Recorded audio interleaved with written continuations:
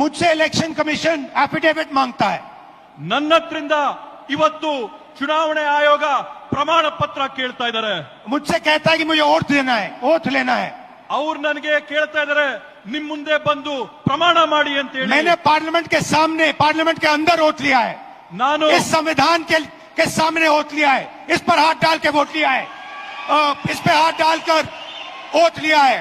ನಾನು ಸಂಸತ್ ಭವನದಲ್ಲಿ ಪ್ರತಿಜ್ಞೆ ಮಾಡಿದ್ದೀನಿ, ಸಂಸತ್ನಲ್ಲಿ ಪ್ರತಿಜ್ಞೆ ಮಾಡಿದ್ದೀನಿ, ಈ ಸಂವಿಧಾನದ ಮೇಲೆ ನಾನು ಪ್ರತಿಜ್ಞೆ ಮಾಡಿದ್ದೀನಿ, ನಾನು ನುಡಿಯಂತದ್ದೆಲ್ಲ ಸತ್ಯ ಅಂತ ಪ್ರತಿಜ್ಞೆ ಮಾಡಿದ್ದೇನೆ। और आज जब हिंदुस्तान की जनता हमारे डेटा को लेकर इलेक्शन कमीशन के वेबसाइट पर सवाल पूछ रही है, तो इलेक्शन कमीशन ने अपना वेबसाइट बंद कर दिया।